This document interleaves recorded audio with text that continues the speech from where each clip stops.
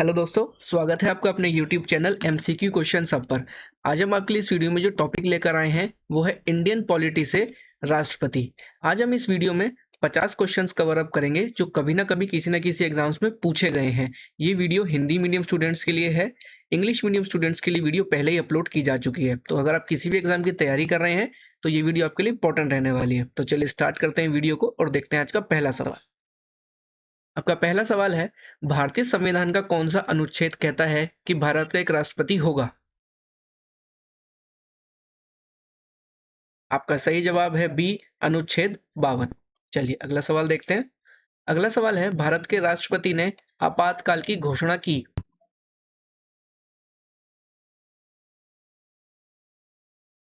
इसका सही जवाब है सी, जब इस तरह की घोषणा करने के लिए केंद्रीय मंत्रिमंडल के निर्णय के बारे में उसे लिखित में सूचित कर दिया गया हो। चलिए अगला सवाल देखते हैं दोस्तों। राष्ट्रपति चुनाव में कौन भाग लेता है?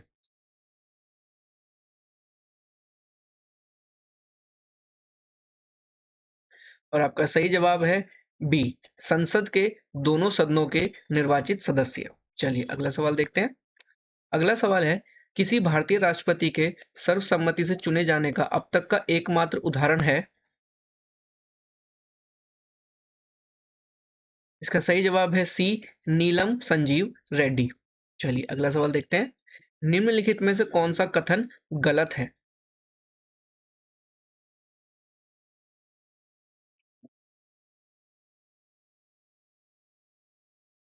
इसका सही जवाब है बी, राज्य विधानसभा के निर्वाचित और मनोनीत सदस्य राष्ट्रपति चुनाव में भाग लेते हैं। चलिए अगला सवाल देखते हैं दोस्तों। निम्नलिखित में से कौन सही सुमेलित नहीं है?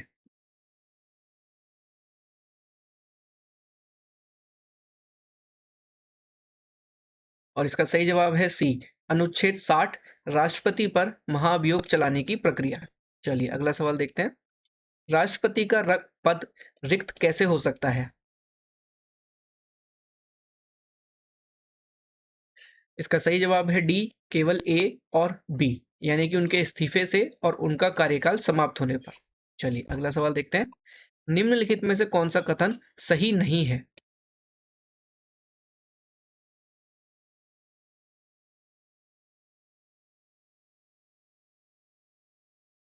का सही जवाब है सी, राष्ट्रपति अनुसूचित जाति और अनुसूचित जनजाति की स्थितियों की जांच के लिए एक आयोग नियुक्त कर सकते हैं।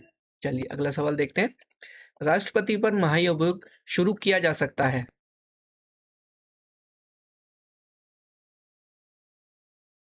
इसका सही जवाब है सी, संसद के किसी भी सदन में। चलिए अगला सवाल देखते हैं। भारत के संविधान के तहत कार्यपालिका का मुखिया होता है। इसका सही जवाब है ए, राष्ट्रपति। अगला सवाल, निम्नलिखित में से कौन भारत के राष्ट्रपति की शक्ति नहीं है?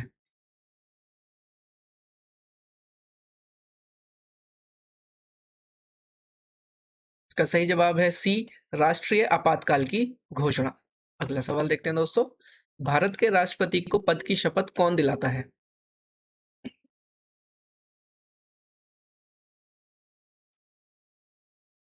इसका सही जवाब है सी, भारत के मुख्य न्यायाधीश। अगला सवाल, राष्ट्रपति का हिस्सा है। इसका सही जवाब है सी, संसद। चलिए अगला सवाल देखते हैं। निम्नलिखित में से किसे राष्ट्रपति द्वारा नियुक्त किया जाता है?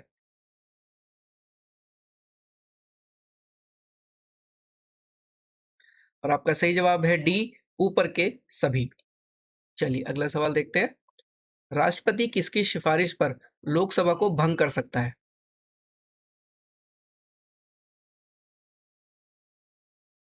और आपका सही जवाब है सी, मंत्रिमंडल। चलिए अगला सवाल देखते हैं। राष्ट्रपति अपना इस्तीफा दे सकते हैं।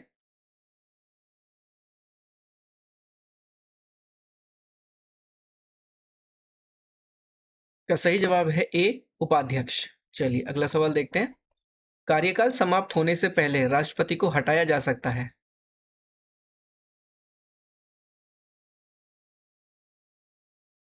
का सही जवाब है बी, संसद। चलिए अगला सवाल देखते हैं दोस्तों। भारत के राष्ट्रपति का कार्यकाल होता है।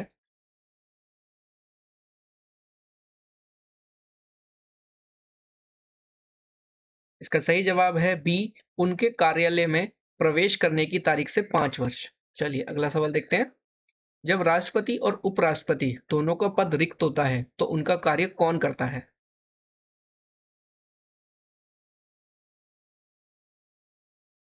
इसका सही जवाब है बी, भारत के मुख्य न्यायाधीश। चलिए अगला सवाल देखते हैं। राष्ट्रपति या उपराष्ट्रपति के चुनाव के संबंध में या उसके संबंध में उत्पन्न होने वाले संदेह और विवादों पर निर्णय कौन करता है?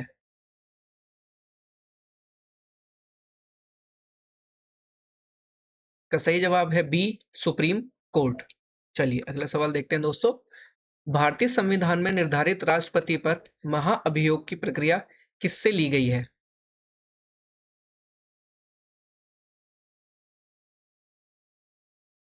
इसका सही जवाब है सी, अमेरिका। चलिए अगला सवाल देखते हैं। अगला सवाल है, भारत के संविधान के किस अनुच्छेद के तहत राष्ट्रपति किसी राज्य का प्रशासन अपने हाथ में ले सकता है यदि उसकी संवैधानिक मशीनरी टूट जाती है?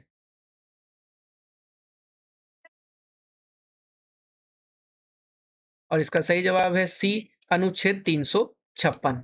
चलिए अगला सवाल देखते हैं। लगातार 2 कार्यालयों के लिए चुने जाने वाले एकमात्र राष्ट्रपति कौन हैं?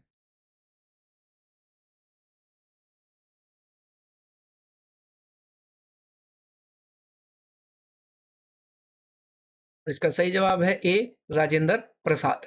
चलिए अगला सवाल देखते हैं। निम्नलिखित में से किस राष्ट्रपति की कार्यालय में अपने कार्यकाल के दौरान मृत्यु हो गई?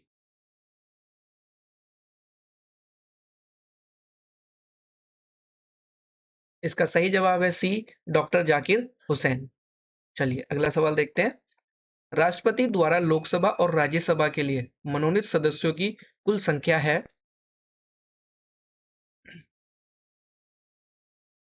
इसका सही जवाब है सी, 14। चलिए अगला सवाल देखते हैं। यदि किसी राष्ट्रपति की पद पर रहते हुए मृत्यु हो जाती है तो उपराष्ट्रपति अधिकतम अवधि के लिए राष्ट्रपति के रूप में कार्य कर सकता है।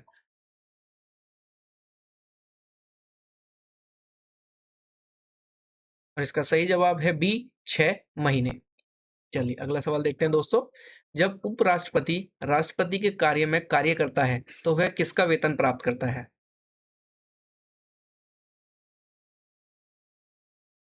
और इसका सही जवाब है बी, राष्ट्रपति। चलिए अगला सवाल देखते हैं। केंद्रीय मंत्री परिषद द्वारा नियुक्त किया जाता है?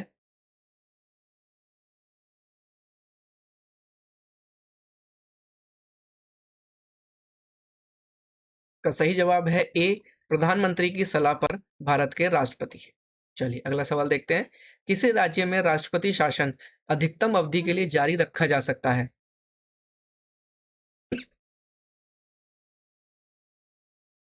और इसका सही जवाब है बी, 1 साल के लिए। चलिए अगला सवाल। राष्ट्रपति के चुनाव के संदर्भ में निम्नलिखित कथनों पर विचार करें। पहला पॉइंट है, भारत के राष्ट्रपति के चुनाव से संबंधित किसी भी विवाद को किसी भी न्यायालय में चुनौती नहीं दी जा सकती है। दूसरा है, यदि निर्वाचक मंडल पूर्ण नहीं है तो निर्वाचक मंडल के शेष सदस्य अपना मत तब तक नहीं डाल सकते जब तक कि मतदाताओं की संख्या पूरी ना हो जाए। उपरोक्त में से कौन सा कथन सही है?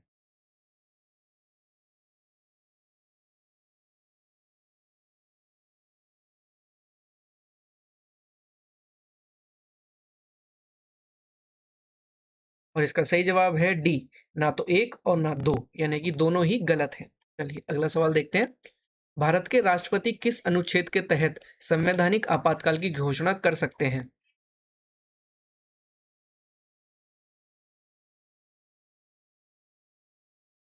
और इसका सही जवाब है बी, अनुच्छेद 356 के तहत। चलिए अगला सवाल देखते हैं। भारत के राष्ट्रपति के संदर्भ में निम्नलिखित कथनों पर विचार करें। पहला, यदि संसद के किसी भी सदन का कोई सदस्य राष्ट्रपति बन जाता है तो वह 6 महीने तक की अवधि के लिए सदस्य रह सकते हैं। दूसरा, भारत के राष्ट्रपति को ऐसे विशेष अधिकार प्राप्त हैं जो संसद द्वारा निर्धारित किए जा सकते हैं। तीसरा, राष्ट्रपति के कार्यकाल के दौरान उन्हें दिए गए भत्तों में कटौती नहीं की जा सकती है। उपरोक्त में से कौन से कथन सही हैं?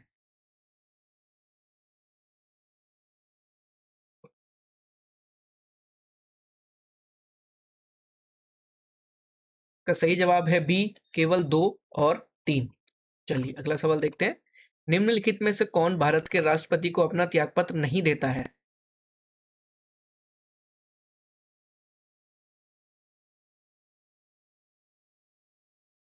और इसका सही जवाब है डी, लोकसभा अध्यक्ष।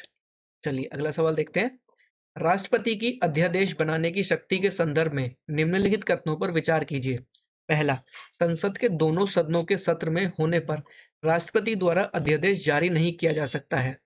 दूसरा, राष्ट्रपति द्वारा जारी एक अध्यादेश को संसद द्वारा 6 सप्ताह के भीतर अपनी बैठक में फिर से पारित किया जाना चाहिए।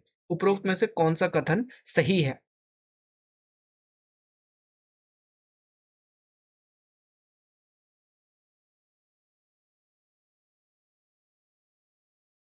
इसका सही जवाब है सी, दोनों एक और दो। चलिए अगला सवाल देखते हैं। भारत के राष्ट्रपति और उपराष्ट्रपति के चुनाव से संबंधित सभी विवादों की जांच और निर्णय कौन करता है?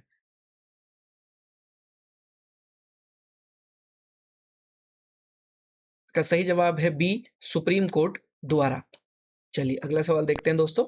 राष्ट्रपति द्वारा प्राप्त वीटो शक्तियों के संदर्भ में निम्नलिखित कथनों पर विचार करें। पहला, राष्ट्रपति के पास संवैधानिक संशोधन से संबंधित कृत्यों में वीटो पावर है। दूसरा, राष्ट्रपति धन विधेयक को अपने पास लंबित नहीं रख सकता। तीसरा, राष्ट्रपति का विशेष अधिकार राजनीतिक परिस्थितियों पर आधारित होता है। उपरोक्त में से कौन से कथन सही हैं?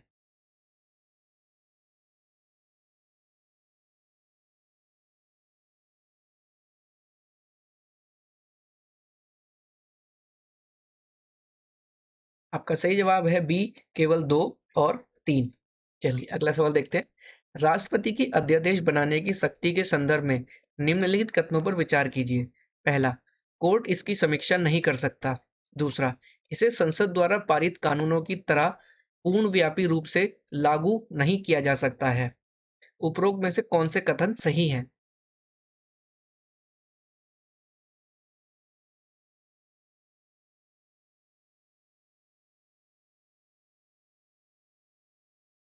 का सही जवाब है डी, ना तो एक और ना ही दो। चलिए अगला सवाल देखते हैं। निम्नलिखित में से भारत के किस मुख्य न्यायाधीश ने कुछ समय के लिए भारत के कार्यवाहक राष्ट्रपति के रूप में कार्य किया?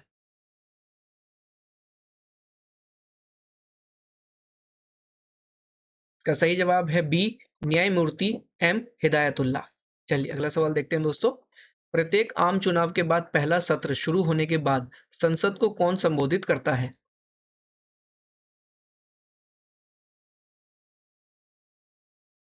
इसका सही जवाब है बी, राष्ट्रपति। चलिए अगला सवाल। निम्नलिखित में से किसे भारत के राष्ट्रपति द्वारा नियुक्त किया जाता है? एक, वित्त आयोग के सदस्य। दो, केंद्र शासित प्रदेशों के मुख्यमंत्री। तीन, उपाध्यक्ष। नीचे दिए गए कूट का प्रयोग कर सही उत्तर चुनिए।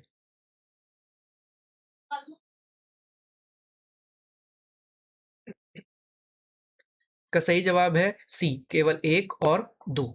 चलिए अगला सवाल देखते हैं।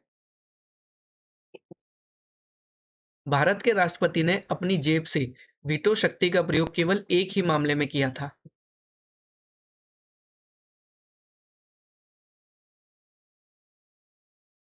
और इसका सही जवाब है सी, भारत डाकघर संशोधन विधेयक। चलिए अगला सवाल।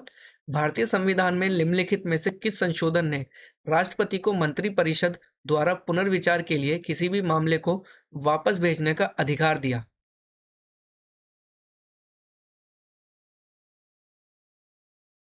का सही जवाब है सी, 44वें। चलिए अगला सवाल देखते हैं। एक व्यक्ति जो संसद का सदस्य नहीं है, राष्ट्रपति द्वारा अधिकतम अवधि के लिए मंत्री के रूप में नियुक्त किया जा सकता है।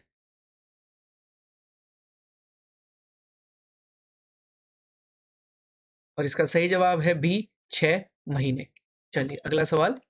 यदि राष्ट्रपति का चुनाव अवैध घोषित कर दिया जाता है तो उसके द्वारा की गई कार्यवाहियों पर क्या प्रभाव पड़ेगा जब तक चुनाव अवैध घोषित नहीं हो जाता?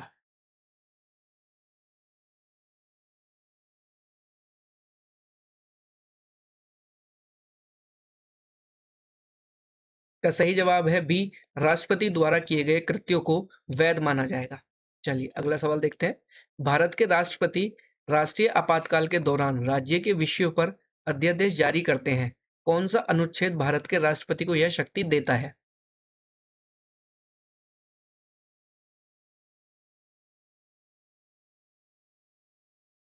इसका सही जवाब है अनुच्छेद 123। चलिए अगला सवाल देखते हैं। निम्नलिखित में से किसका भारत के राष्ट्रपति के रूप में सबसे छोटा कार्यकाल था?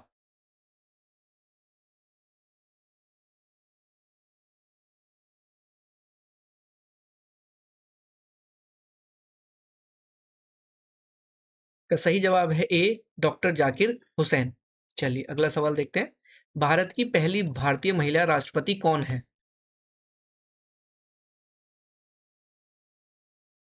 इसका सही जवाब है सी, प्रतिभा पाटिल। चलिए अगला सवाल देखते हैं। निम्नलिखित में से किस वीटो शक्ति का प्रयोग भारत के राष्ट्रपति द्वारा नहीं किया जा सकता है?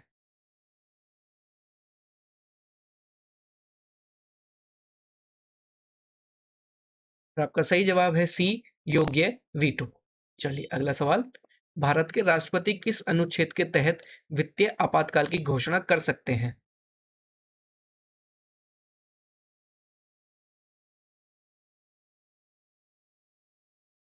का सही जवाब है सी, अनुच्छेद 360। चलिए आज का आखिरी सवाल देखते हैं दोस्तों। भारतीय संविधान का कौन सा भाग आपातकालीन प्रावधानों से संबंधित है?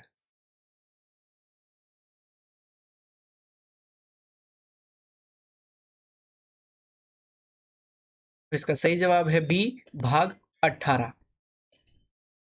चलिए दोस्तों आज की वीडियो में इतना ही। अगर आज की वीडियो आपको पसंद आई हो तो लाइक और शेयर ज़रूर करें, और अगर आप चैनल पर नए हैं तो चैनल को सब्सक्राइब ज़रूर करें। फ्री पीडीएफ ई बुक्स पाने के लिए आप हमारे टेलीग्राम चैनल से जुड़ सकते हैं, जिसका लिंक डिस्क्रिप्शन में मेंशन है।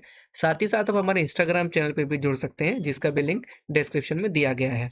बाकी पीडीएफ ई बुक्स पाने के लिए आप हमारी वेबसाइट चेक कर सकते हैं, जिसका भी लिंक डिस्क्रिप्शन में मेंशन है। तो चलिए दोस्तों मिलते हैं अगली वीडियो में। तब तक अपनी तैयारी करते रहिए। Wish you all the best. Thank you.